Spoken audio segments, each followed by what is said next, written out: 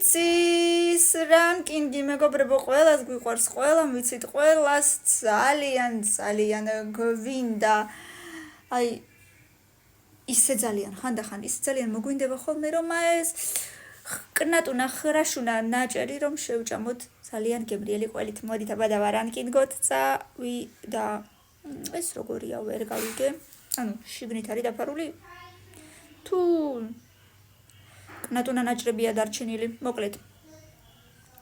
შემდეგი ამას თითქოს რაღაც აკლია, მოდით იყოს მე7-ზე. შემდეგ უფ, რამდენი ყველია მე3-ზე. კიდე. საინტერესოდ გამოიყურება მე6-ზე იყოს. კიდე.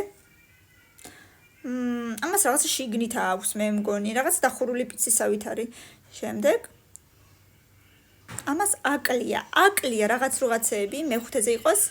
შემდეგ ისევ ამდაგვარი იყო თითქოს მე4-ზე. კიდე ესეთი მე სავარაუდოდ არ მომეწონება. დარჩა პირველი და მეორე და იმედია ძალიან საინტერესო რაღაცები იქნება. ესეთი არ გამისინჯავს.